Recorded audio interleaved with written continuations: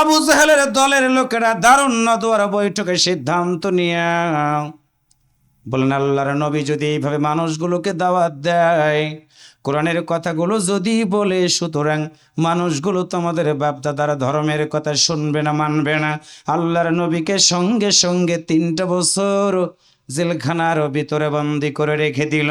তার মানে কোরআনের দাওয়াত দেওয়ার কারণে আবু জাহেল নবীকে বন্দি করে রেখে দিয়েছিলেন।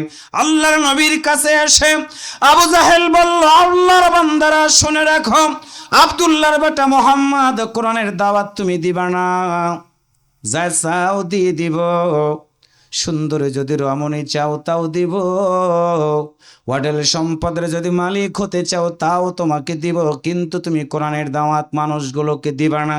আপনারা বলেন তো, তাদের সম্পদের কাছে, তাদের প্রস্তাবের কাছে মাথা নত করে আল্লাহর নবী কি কখনো কোরআনের দাওয়াত দেওয়া বন্ধ করে দিয়েছিলেন? একসাথে বলেন, বন্ধ করে দিয়েছিলেন। আল্লাহর বান্দারা বন্ধ করে দেয় নাই। ঠিক তেমনি করে আল উলামা ওয়ারাসাতুল আম্বিয়া, আল্লাহর নবীর ওয়ারিস 50টা বছর যেই মানুষটা কোরআনের দাওয়াত দিয়ে মানুষগুলোকে আল্লাহর দিকে ডেকেছে, জালেমেরা ওঠে। আবু জাহেল নাম ছিল তার, উতবা নাম ছিল তার। আল্লাহর বান্দারা কলিজাটা ফেটে যায়। আল্লাহর নবী মক্কার জমিনে 13টা বছর কোরআনের দাওয়াত দিয়েছিলেন, আর আমাদের কোরআনের পাখি জালিমদের রোশানলে পড়ে। আবু জাহেল নাম ছিল না, উতবা নাম ছিল না, নাম ছিল সুন্দর সুন্দর, কিন্তু কোরআন বিরোধীরা তাকে 13টা বছর জেলখানার ভিতরে বন্দি করে রেখে দিয়েছিল। আওয়াজ করে বলেন, কথা ঠিক কিনা? আল্লাহর বান্দাকে প্রস্তাব দেওয়া হয়েছিল, কোরআনের দাওয়াত দিবা না, আল্লাহর আইন চাইবা না, 7 লোকের শাসন চাইবা না, বিনিময়ে যা চাও দিব, রাষ্ট্র ক্ষমতা চাও তাও দিয়ে দিব। কিন্তু আমার প্রিয় ভাইয়েরা, আল্লাহর বান্দা কোরআনের পাখির দিলের ভিতরে দুনিয়ার কোনো লোভ ছিল না, তার দুনিয়ার কোনো মায়া ছিল না, তার দিলের ভিতরে ছিল আল্লাহর ভয়। একটু আল্লাহু আকবার জোরে বলেন। যার কারণে আবু জাহেল যেমন করেন, 3টা বছর বিশ্ব নবীকে বন্দি করে রাখার পরে খাবার দিল না, পানি দিল না। আল্লাহর নবী চোখের পানি ছেড়ে দিয়ে কাঁদতেছেন। আবু তালিব নবীর কাছে এসে ডাকতে বলে, ভাতিজা মুহাম্মদ, আমি আজকে অনেক বড় ক্ষুধার্ত হয়ে গেছি রে বেটা। তুমি আমার ভাতিজা হওয়ার কারণে আবু জাহেলের লোকেরা তোমারে বন্দি করে শুধু একা রাখে নাই, আমারেও বন্দি করে রেখেছে। আমার বয়স হয়ে গেছে, আমার বড় কষ্ট হইতেছে, ক্ষুধার যন্ত্রণা। আল্লাহর নবী চাচাকে অনেক বেশি ভালোবাসতেন। চাচার কথা শুনে আল্লাহর নবী ডুকরে ডুকরে চোখের পানি ছেড়ে দিলেন। কারণ হলো, আল্লাহর নবী পৃথিবীতে আসার আগে বাবাকে হারিয়েছিলেন। আবু তালিব বাবার আদর দিয়ে বিশ্ব নবীকে আস্তে আস্তে বড় করে নিয়েছে। একটু আল্লাহু আকবার জোরে বলেন। আল্লাহ রাসূল বললেন, চাচা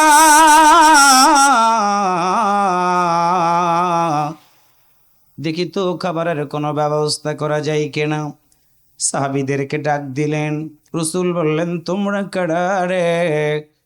আমি নবী ক্ষুধার্ত, আমার কোনো সমস্যা মনে হইতেছে না, কিন্তু এই যে আমার চাচা ক্ষুধার্ত হয়ে গেছে, আমি চাচার জন্য তোমাদের কাছে একটু খাবারের বন্দোবস্ত দেখতে চাই।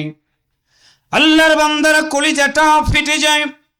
আল্লাহ নবীর সাহাবীরা নবীর দিকে তাকায়া 2টা চোখের পানি ছেড়ে দিয়ে কাঁদে।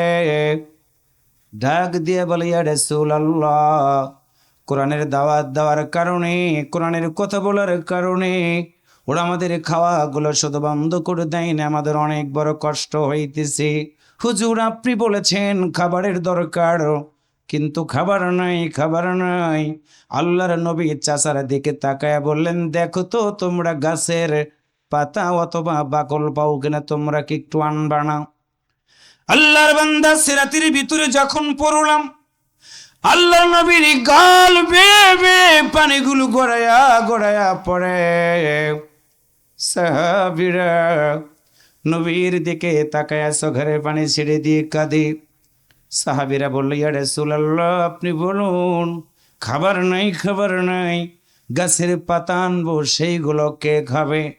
আল্লাহ রাসূল বললেন, সাহাবীরা রে, জীবন মনে হয় আর থাকবে না, থাকবে না, যাও যাও, একটু গাছের বাকলগুলো নিয়ে আসো।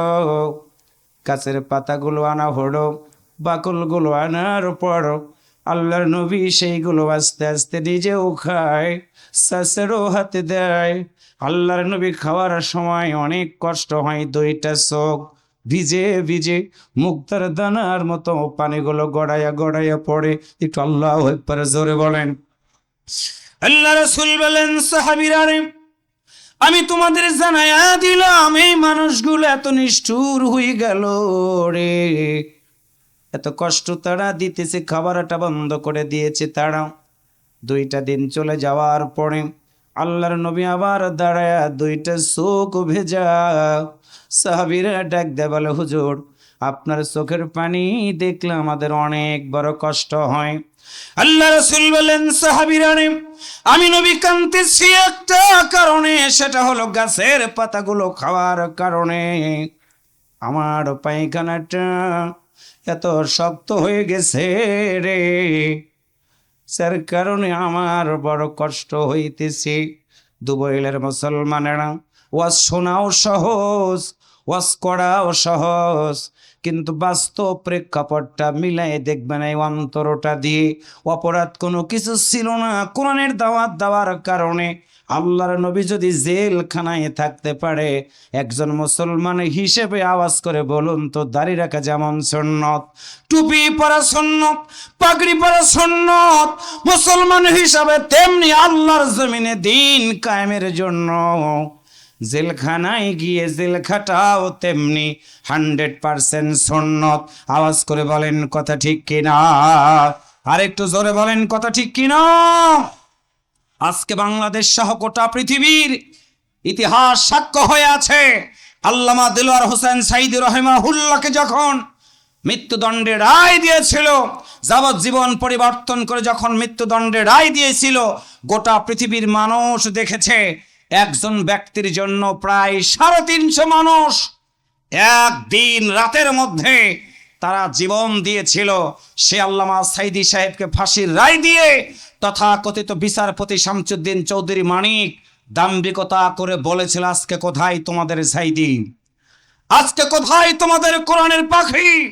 আজকে রায় দিয়েছে, 2 দিন পরেই তার ফাঁসির রশি গলায় ঝুলবে। পৃথিবী থেকে আমি একটা সবচেয়ে ভালো কাজ করার, আমি অন্যতম একটি দায়িত্ব গ্রহণ করার মধ্য দিয়ে আমি শামসুদ্দিন চৌধুরী একটি মাইল ফলক কাজ করলাম, আল্লামা সাঈদীকে ফাঁসি দিলাম ব্যঙ্গাত্মক করে। তিনি এই কথাটা বলেছিলেন, গোটা মিডিয়াতে প্রচার হওয়ার পরে অন্তত আর যাই হোক, যারা খাঁটি মুসলমান তারা এটা মানতে পারে নাই, তাদের চোখে পানি এসে গেছিল। আওয়াজ করে বলেন কথা ঠিক কিনা? আর একটু জোরে বলেন কথা ঠিক কিনা? আমার আল্লাহ ছাড় দেয় কিন্তু ছেড়ে দেয় না। ভাগ্যের পালা বদল হয়ে গেল আমার আল্লাহ তাআলা শহীদের রক্তের বিনিময়ে। এইটা যদি আমরা ভাবি আজকে সামান্য একটা অভ্যুত্থানের মাধ্যম দিয়েই পরিবর্তন হয়ে গেছে, না, দিন কায়েমের জন্য 3টা জিনিসের দরকার। 1 নম্বর হলো শহীদের রক্ত। 1947 সাল থেকে 1947 সাল থেকে 52 ভাষা আন্দোলন, 52 পর থেকে 71-এর যুদ্ধ, 71-এর পর থেকে 1977 সালের এদেশের দামাল ছেলেদের সংগঠন তৈরি হলো শহীদের রক্তের বিনিময়ে। ঢাকার ক্যাম্পাস রক্তাক্ত হওয়ার মধ্য দিয়ে ইসলামের পতাকা উড্ডীন হওয়ার তখন থেকে অগ্রযাত্রা শুরু হলো। সেদিন থেকে রক্তের স্রোত শুকায় নাই। দিন যত যাচ্ছে স্রোতের সংখ্যা, স্রোতের রক্তের নালীটা লম্বা হচ্ছে। শহীদের সংখ্যাটা বৃদ্ধি হওয়ার মধ্য দিয়ে এদেশের আকাশ, এদেশের বাতাস, এদেশের জমিন কোরআনের জন্য উর্বর ভূমিকা যখন পালন করছে দেশের দায়ীরা, ছাত্ররা, যুবকেরা, তরুণেরা, আমার আল্লাহ তাআলা সিদ্ধান্ত নিলেন কোন ফায়াকুন, মাতা নাসরুল্লাহ। একটু আল্লাহু আকবার জোরে বলেন। আল্লাহর সিদ্ধান্ত বাস্তবায়ন হওয়া শুরু হয়ে গেল। আমার আল্লাহ তাআলা ছাত্র সমাজকে জাগ্রত করে দিলেন। পৃথিবীর ইতিহাসে একভাবে একজোট করে পৃথিবীর কোন স্বৈর শাসককে বিদায় করার জন্য সকল মোর্চার লোকেরা এক হয় নাই। আপনি ভাববেন না এইটা এক আপনি করেছেন, একজন করে দিয়েছে। অন্তর থেকে বলেন তো তিনি কে? আরেকটু জোরে বলেন তিনি কে? সে আল্লাহ তাআলা পরাজয় বরণ করার মধ্য দিয়ে পালিয়ে গেল, যে বা যাহারা তাদের নামটা নিতে চাই না। শামসুদ্দিন চৌধুরী যখন এই দেশের ভিতরে, তার ভিতরে ভয় থাকলো, কারণ হচ্ছে কোরআনের পাখির বিরুদ্ধে তিনি রায় দিয়েছেন, কোরআনের বিরুদ্ধে তিনি অংশগ্রহণ করেছেন। জানের ভিতরে ভয় ছিল, দেশের তৌহিদি জনগণ তাকে কোনোদিন ক্ষমা করবে না। আপনারা কি তাকে ক্ষমা করবেন? একসাথে বলেন, ক্ষমা করবেন? তিনি ভয়ে পালানো শুরু করে দিল। 1 কোটি টাকা চুক্তিবদ্ধ হয়ে যখন পলানো শুরু করে দিয়েছিল, যারা চুক্তিপত্র করে নিয়ে মাঝপথে যাওয়ার পরে জিজ্ঞাসা করেছে, হোয়াট ইজ ইউর নেম? দাম্ভিকতা করে যখনই বলেছে my name is Shamsuddin Chowdhury Manik, আমি এক্স জাস্টিস, যেই বলেছে এক্স জাস্টিস, তখনই চেহারাটা মিলাই দেখে তারা তো সেই শামসুদ্দিন মানিক আস্ত করে পায়ের স্যান্ডেল খুলে ধোলাই করা শুরু করে দিয়েছে পকেট মারের মতো। একটু কি মার হাবা কইতে এখনো ইচ্ছা করে না? শুরু হলো মার খেতে খেতে তার শার্ট গেঞ্জি সব মোটামুটি ভাবে টুকরা টুকরা হয়ে গেল, ধরা পড়ে গেল বিডিআরের হাতে। যখন বিডিআররা ধরে ফেলে দেখলো সে তো সেই মানিক, তখন বিডিআররা হাতের হ্যান্ডকাপ রাখার পর আবার গলায় গামছাটা লাগাইলো। রাত হয়ে গেছে, দেখলাম কলার পাতার উপরে থাকার পর রাত পার হয়ে গেল ওই দেশের, এবং সীমান্ত পাড়া দিয়ে যখন আমার দেশে আদালতের দিকে আনা শুরু হয়ে গেল, সকল মানুষ উৎসুক জনতা দেখতে থাকলো কোন সেই কুলাঙ্গার। তাকে দেখতে দেখতে মুরব্বীরা পেরেশান হয়ে গেল, মুরব্বীদের বয়স হয়ে গেছে। একটা নজর মনের ভিতরে ইচ্ছা ছিল শামসুদ্দিন চৌধুরী মানিকটাকে একটু দেখবো, কেমনে কোরআনের বিরুদ্ধে সে রায় দিল। মুরব্বীরা দাঁড়িয়েছে, যুবকেরা দাঁড়িয়েছে। ইতিমধ্যে ডিমের দোকানে ভিড় পড়ে গেল, যুবকেরা পচা ডিমগুলো কিনে একের পরে এক কোরআন বিরোধী নাস্তিকের উপরে মারতে থাকলো। মারতে মারতে হঠাৎ করে এক যুবককে দেখলাম, টকবকে যুবক, একটা দৌড় দিয়ে পুলিশকে পাড়ি দিয়ে পুলিশের মাথার উপর দিয়ে লাফ দিয়ে গিয়ে এমন লাথি একটা মেরে দিয়েছে ফুটবল খেলার ব্যাগের পেলোয়ারের মতো। এক লাথিতে অন্ডকোষের জিনিস একটা নাই। একটু আল্লাহু আকবার কইতে ইচ্ছা করে না? তার মানে হলো কোরআনের বিরুদ্ধে অবস্থান নিলে, ইসলামের বিরুদ্ধে অবস্থান নিলে আজকে দুনিয়াতে তাদের জন্য যেমন জেলখানা হয়ে গেছে, আখিরাত তাদের জন্য জান্নাত আল্লাহ তাআলা হারাম করে দিয়েছে। সুতরাং একটা কথা আমাদের মনে রাখতে হবে, ধর ধর ধরে না, ধরলে যিনি ছাড়ে না। একসাথে আওয়াজ করে বলুন তো তিনি কে? আর একটু জবান খুলে বলুন তিনি কে? সুতরাং আজকের এই মাহফিল থেকে আমাদের পরিষ্কার একটাই সিদ্ধান্ত, আল্লাহর কোরআন ছিল, কোরআন আছে, কোরআন থাকবে। আল্লাহর নবী ছিল, নবী আছে, নবীর কোরআন থাকবে। আমরাও ছিলাম, আমরা আছি, আমরাও থাকবো। বিনিময়ে যদি আমাদের জীবন চলে যায়, জীবন দিব। কিন্তু নাস্তিক মুরতাদদের কাছে আমার এই দেহে এক বিন্দু রক্ত থাকা পর্যন্ত আমরা তাদের কাছে মাথা নত করব না, করব না, করব না। কারা কারা আল্লাহর কোরআন মানতে রাজি আছেন? আর একবার দুহাত তুলে আমার আল্লাহকে দেখায় দান।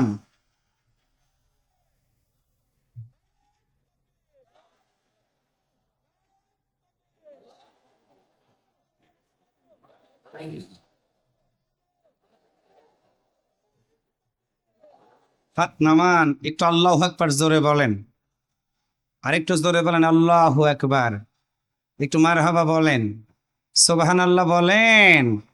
শয়তানকে হিসাব করার সময় অন্তত ইমানদারের নাই। কথা বলেন, আছে? আমরা একমাত্র ভয় করি। আওয়াজ করে বলুন কাকে? আরেকটু জোরে বলুন কাকে? ও আল্লাহর বান্দারা, আল্লাহ বলেছেন লা তাহজান ইন্নাল্লাহা মা'ানা, বন্ধুরে তুমি ভয় পাবে না, আমি আল্লাহ তোমার সাথে আছি।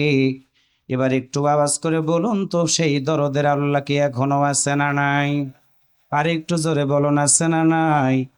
ও আল্লাহর বান্দার, আমাদের দায়িত্বটা হলো মানুষগুলোকে কোরআনের দাওয়াত দেওয়া। কে শুনলো কে শুনলো না এটা আমাদের বিষয় না। আল্লাহ তাআলা বিশ্ব নবীকে দারোগা করে পাঠায় নাই, দারোগা করে পাঠায় নাই। আল্লাহর নবী মানুষগুলোকে সুন্দর করে বুঝিয়ে দিয়েছে, তোমরা খারাপ কাজ করবা না, অন্যায় করবা না, ডাকাতি করবা না, রাহাজানি করবা না। কোরআনের দিকে যদি ফিরে আসো, জীবনটা যদি তোমরা গঠন করো, তাহলে আল্লাহ তাআলার জান্নাতের মেহমান হতে পারবা। কোরআন বিরোধী লোকেরা আল্লাহর নবীকে গ্রেফতার করেছে, সাহাবীদের গ্রেফতার করে নিয়েছে। আল্লাহর বান্দারা কলিজাটা ফেটে যায়। আপনাদের কাছে একটা কথা শুধু জানাই দিব, সেটা হলো আমার আল্লাহ তাআলা সুন্দর করে বলেছেন, তাবারাকাল্লাযী নাযালাল ফুরকানা আলা আবদিহি। আল্লাহ তাআলা কোরআনটা নাজিল করে দিয়ে সত্য মিথ্যার পার্থক্য করার জন্য আমাদের ব্রেনটাকে খুলে দিয়েছেন। তুমি দেখো, তুমি শোনো, কোনটা সত্য, কোনটা মিথ্যা, কোনটা হক, কোনটা বাতিল, এইটা তোমাকে দেখার জন্য আমি আল্লাহ তোমাকে বিবেক দিয়ে দিলাম। একটু অন্তর খুলে বলুন তো, কোরআনের দিকে ডাক দিতে গিয়ে বিপদের মধ্যে যদি আমাকে পড়তে হয়, আল্লাহর নবীও কিন্তু বিপদের মধ্যে পড়েছে। আল্লাহ তাআলার খুশি করার জন্য সাহাবীরা বিপদের মধ্যে পড়েছে, আল্লাহ তাআলাকে খুশি করার জন্য, যার জন্য আল্লাহ আয়াত নাজিল করে বলেছেন, আমার প্রিয় ভাইরা, ওয়ালানাবলুওয়ান্নাকুম বিশাইইম মিনাল খাউফি ওয়াল জু'i ওয়া নাকসিম মিনাল আমওয়ালি ওয়াল আনফুসি ওয়াত থামারাত ওয়া বাশশিরিস সাবিরিন। একটু আল্লাহু আকবার জোরে বলেন। আমি রাকিবুল জান্নাতি যাব, গ্যারান্টি নাই, দলিল দিয়ে গেলাম। ওমর ফারুক ভাই জান্নাতি যাবে, কোনো গ্যারান্টি নাই, গ্যারান্টি নাই। কিন্তু আল্লাহর নবীর সাহাবীরা, আল্লাহর জান্নাতি মানুষ, যার জন্য আল্লাহ বলেছেন রাদিয়াল্লাহু আনহুম ওয়া রাদু আন। ওই সাহাবীরা আল্লাহর পক্ষ থেকে যখন কোরআনের দাওয়াত পেয়ে গেল, গ্রহণ করলো ইসলাম, তারা আমরা ইসলাম গ্রহণ করেছি, দুঃখ পাই নাই। ইসলাম গ্রহণ করেছি, কষ্ট পাই নাই। ও দুবাইলের মুসলমানেরা, যুবক, তোমাদেরকে শোনাই দিব একজন যুবকের নাম। যেই যুবকটা হলো হযরত জুবাইর ইবনে আওয়াম রাদিয়াল্লাহু তাআলা আনহু। একটু আওয়াজ করে বলেন আল্লাহু আকবার।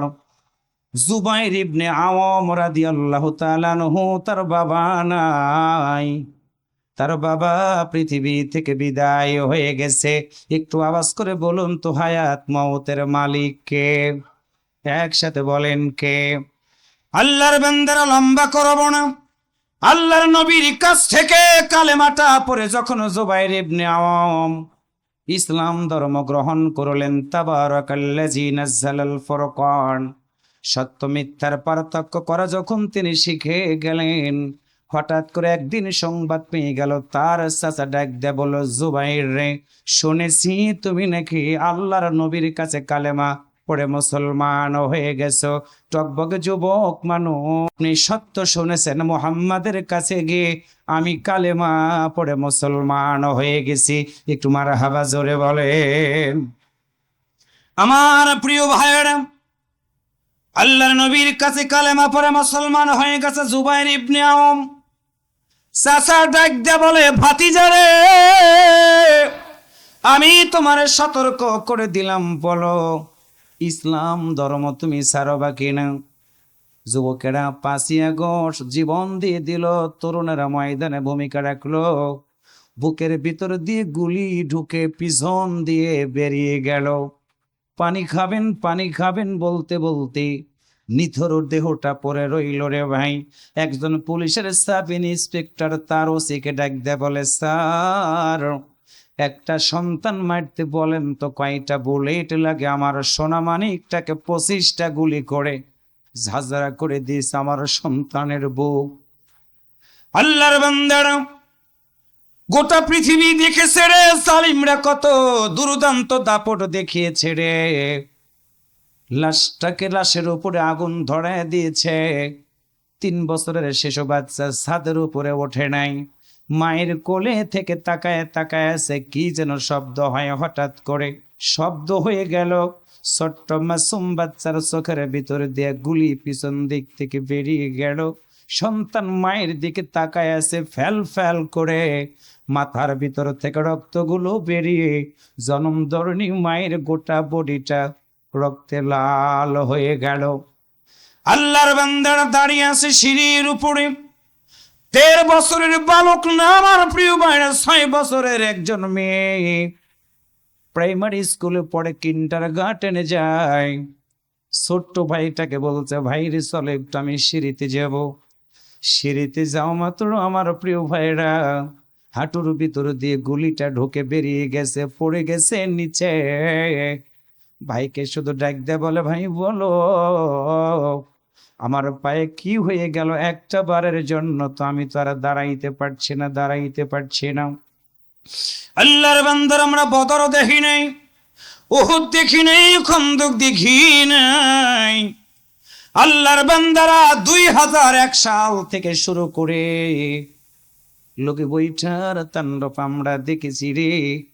লাশের উপরে উল্লাস করে জালিমেরা নৃত্য পর্যন্ত তারা করেছে, হাত দিয়ে ঠেকিয়েছে, মাথা ফেটে গেছে, পাঞ্জাবি গুলো ছিঁড়ে গেছে রে, বাঁচাও বাঁচাও বলে চিৎকার করেছে, তারা শোনে নাই। এক ফোঁটা পানি চেয়েছে, পেশাব করে পানি বানায়া জালিমরা কোরআনের দায়ীদের মুখের ভিতরে দিয়েছে। সব আল্লাহ সইতে পারে রে, কিন্তু মজলুমের চোখের পানি আমার আল্লাহ কখনো ফিরিয়ে দেয় না। একটু আল্লাহু আকবার জোরে বলেন। আমার প্রিয় তিনি ভাই সব, জুবাইর ইবনে আওয়াম চাচাকে ডাক দিয়ে বলে, ও চাচা, আমি কালেমা পড়ে মুসলমান হয়ে গেছি, বলো তো কি বলবা তুমি? এমন সময় চাচা বলে, তোমার একটা কথা বলে দিব, ইসলাম ধর্ম যদি ছেড়ে না দাও এমন শাস্তি তোমাকে দিব, গোটা পৃথিবীর মানুষ তোমার শাস্তিটা দেখে ভয় পেয়ে যাবে। তুমি বলো কালেমাটা ছাড়বা কিনা? আপনাদের কাছে কোন একটা প্রস্তাব আমি দিলাম, বলেন তো কালেমাটা ছেড়ে দিবেন, কোরআনটা মানবেন না? কোরআনটা নিয়ে যদি কেউ পায়ের নিচে ফেলে পৃষ্ঠাগুলো লন্ডভন্ড করে দেয়, একটু আওয়াজ করে বলুন তো আমরা কি সেইটা মানবো? এখন যদি চুপ থাকেন আরো গুনাহ হবে, একসাথে বলেন আমরা কি মানবো? আল্লাহর বান্দারা, যুবক মানুষ জুবাইর ইবনে আওয়াম চাচাকে যখনই বলেছে, ভাতিজা রে, চাচা নবীর ইসলাম মেনেছি, আমি কখনো কালেমাটা ছাড়ব না, বলতে দেরি হয়েছে। চাচা ধনী মানুষ, যুবকদেরকে বলেছে, আমার ভাতিজারে 2টা হাত বেঁধে দাও। হাত বাঁধা শুরু হয়ে গেল, তখন থেকে জুবাইরের 2টা হাত বেঁধে দেওয়া হলো। বলল 2টা পা বেঁধে দাও, 2টা পা বেঁধে দেওয়া হলো। প্রিয় ভাইরা, আজ থেকে 1500 বছর আগে আল্লাহর নবীর সাহাবীদেরকে হাত বেঁধে পা বেঁধে শাস্তি দেওয়া হতো। আমরাও চোখ দিয়ে দেখেছি রে, চোরেরা ঘুরে বেড়ায়, ডাকাতেরা ঘুরে বেড়ায়, ডাকাতদেরকে জেলখানা থেকে বের করার সময় তাদের হাত করা লাগানো হতো না। আমার প্রিয় ভাইয়েরা, ডাকাতদেরকে জেলখানা থেকে বের করার সময় পায়ে ডান্ডা বেড়ে দেওয়া হতো না। কিন্তু কোরআনের দায়ী যারা, দিনের দায়ী যারা, তাদের চোরের মতো না, ডাকাতের মতো না, তাদের সম্মানগুলোকে নষ্ট করার জন্য হাত করা এবং পায়ের ভিতরে ডান্ডা বেড়ি লাগায়া জাতির সামনে জালিমরা উপস্থাপন করেছে অপমান করার জন্য। আওয়াজ করে বলেন কথা ঠিক কিনা? আল্লাহর বান্দারা রাত যখন গভীর হয়ে গেছে, সবাই যখন ঘুমিয়ে গেছে, ওই মাজলুম মানুষগুলো 2টা হাত উঠায়া মালিকের দরবারে কেঁদে কেঁদে বলেছে, আল্লাহ মাতা নাসরুল্লাহ, আল্লাহ তুমি বলো কখন তোমার সাহায্য আসবে। চোখের পানিতে তাদের শেলগুলো মনে হয় ভিজে গেছে রে। আল্লাহর বান্দারা বুঝবেন হৃদয় দিয়ে, জালিমদের অত্যাচার যখন বেশি হয় আল্লাহর সাহায্য তখন তো তাড়াতাড়ি হয়ে যায়। জুবাইর ইবনে আওয়ামকে হাত পা বাঁধা হলো, বাড়িতে নিয়ে গিয়ে একটা তালাই বিছিয়ে দেওয়া হলো। তালাইয়ের উপরে জুবাইরকে শোয়া দিয়া শীতের পিঠার মতো করে জুবাইর ইবনে আওয়াম রাদিয়াল্লাহু তাআলা আনহুকে গোটা শরীরটা তালাইয়ের ভিতরে পেঁচাইয়া দিয়া একটা পাশ বন্ধ করে দিয়ে সেইখানে আগুন ধরায় দেওয়া হলো। আল্লাহর বান্দার এক পাশে বন্ধ, আর এক পাশে আগুন ধরায় দিয়ে ধোঁয়াগুলো জুবাইর ইবনে আওয়ামের গোটা তালাইয়ের ভিতরে দেওয়া হয়। ধোঁয়াগুলো লেগে জুবাইরের দমটা মনে হয় বন্ধ হয়ে যায়, দমটা মনে হয় বন্ধ হয়ে যায়। জুবাইরকে ডাক দিয়ে বলে, বলো তো কোরআনের দাওয়াত দেওয়া বন্ধ করবে কিনা, মুহাম্মাদের কালেমাটা ছাড়বে কিনা বলো। তালার ভিতর থেকে ধোঁয়া সইতে না পেরে প্রচন্ড কাশতে কাশতে বলে, চাচা আমার এই দেহে এক বিন্দু রক্ত থাকা পর্যন্ত আমি আল্লাহর কোরআনের কথা কখনো বলা বন্ধ করব না, বন্ধ করব না। একটু আল্লাহু আকবার জোরে বলেন। আমার প্রিয় ভাইরা, মৃত্যু প্রায় হয়ে গেল। এমন সময় চাচা বলল, তালায়ের মুখ খুলে দাও। তালায়ের মুখ খুলে দেওয়া হলো। জুবাইরের দেহটা লম্বা হয়ে পড়েছে, নিথর দেহ, দুইটা হাত বাঁধা, দুইটা পা বাঁধা। জুবাইর কোনো কথা বলতে পারে না, পিনপতন নীরবতা। এমন সময় দেখা গেল তার গর্ভধারিণী মা তার পাশে এসে হাজির হয়ে গেল। মায়ের দিকে তাকায়া আস্তে করে ডাক দিয়ে বলে, মা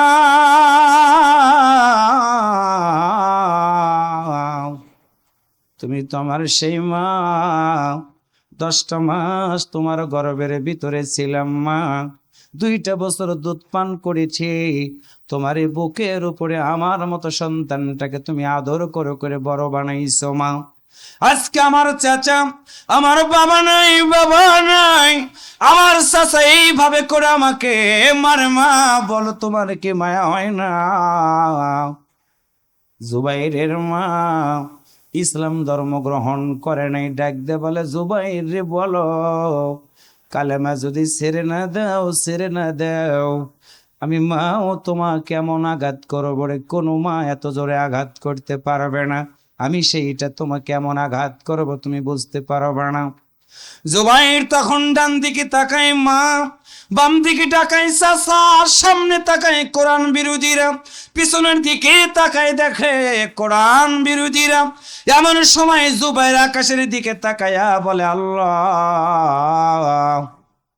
গর্ভধারিণী মা আমার শত্রুতা পোষণ করলো, আমার চাচা আমাকে শত্রুতা পোষণ করলো, আল্লাহ তুমি বলো এই আকাশের নিচে জমিনের উপরে তুমি ছাড়া আমার আর আপন কেউ নাই, আপন কেউ নাই। এমন সময় জুবাইরকে বসানো হলো। আল্লাহর বান্দারা, মায়ের হাতে একটা শক্ত লাঠি দেওয়া হলো। ওই লাঠিটা দিয়ে জুবাইরের গোটা বডিতে মারে। কিতাবের ভিতরে পড়লাম একটা করে আঘাত করে জুবাইরের শরীর থেকে মাংসগুলো খুলে খুলে জমিনের দিকে পড়ে। মারতে মারতে মা, আমার প্রিয় ভাইয়েরা ক্লান্ত হয়ে গেল। শেষ পর্যায়ে জুবাইরের মাথায় যখন আঘাত করে দিল, জুবাইর জ্ঞানটা হারিয়ে ফেলে দিয়েছে। ফিনকি দিয়ে রক্তগুলো গড়িয়ে গড়িয়ে মরুভূমিগুলো লাল হয়ে যাচ্ছে। আল্লাহর নবীর কাছে সংবাদ দেওয়া হলো, ইয়া রাসূলুল্লাহ, আপনার আদরের সাহাবী জুবাইরকে তার মা এবং চাচা মিলে শহীদ করে দেওয়া হচ্ছে। আল্লাহর নবী কথাটা শোনার পরে 2টা চোখের পানি ছেড়ে দিয়ে কান্না করা শুরু করে দিল। আমার প্রিয় ভাইয়েরা, সাহাবীরা বলল, ইয়া রাসূলুল্লাহ, আপনি তো বলেছেন মানুষ মরে যাওয়ার পরে জোরে জোরে কাঁদতে নিষেধ করেছেন হুজুর, কিন্তু আপনার 2টা চোখের পানিগুলো কেন যেন গড়ে গড়ে পড়ে। আল্লাহ রাসূল বললেন, সাহাবীরা রে, তোমরা জানো না গর্ভধারিণী মা যদি সন্তানকে মারে রে, এর সে হতভাগ্য আর কোনো কিছু হতে পারে না। আমি আমি আমি তোমারে জানাই দিলাম, আমি মুহাম্মদ দুনিয়াতে আসার আগে আমার বাবারে দেখি নাই, 6 বছর বয়সে মারে হারাইছি। ওই মা যদি সন্তানটাকে মারে রে, ওই সন্তানের জন্য সবচেয়ে বড় দুঃখ হয়ে গেছে, সহ্য করল আমার জুবাইর কেমন করে। তোমরা শুনে রাখো, আমি নবী কানতে চাই না রে, কিন্তু আমার চোখ 2টা কেন যেন কথা শুনতে চায় না। এমন সময় সাহাবীরা জুবাইরকে ধরাধরি করে আল্লাহর নবীর সামনে এনে দেওয়া হলো। আল্লাহর নবী বললেন, জুবাইরের মাথাতে খেজুরের তালাই পুড়াইয়া ছাইগুলো মাথার উপরে দিয়ে দাও। মাথাতে ছাই দেওয়া হলো, রক্তগুলো বন্ধ হয়ে গেল। আল্লাহর নবী পাশে বসে আছে, একটু পরে জুবাইর মিট মিট করে তাকায় তাকায় আছে নবীর দিকে। আল্লাহর নবী পাশে বসা, জুবাইরের মাথায় হাত দিয়ে বলে, জুবাইর রে, বলো তোমার কি কষ্ট হয়? জুবাইর দুইটা চোখের পানি ছেড়ে দিয়ে বলে, ইয়া রাসূলুল্লাহ সাল্লাল্লাহু আলাইহি ওয়াসাল্লাম, নবী গো, কষ্ট হয়েছিল তখন আমার, ওরা আমাকে মেরে মেরে যখন গোটা বডিটা ক্ষত বিক্ষত করে দিয়েছিল গো নবী, তখন আমার কষ্ট হয়েছিল। আল্লাহ রাসূল বলেন, বলো এখন তোমার কেমন লাগে? জুবাইর নবীর দিকে তাকাইয়া ফেল ফেল করে চোখের পাড়ে ছেড়ে দিয়ে বলে, হুজুর আমার জীবনে আর একটা বারের জন্য কষ্ট নাই। আল্লাহু আকবার, জোরে বলেন।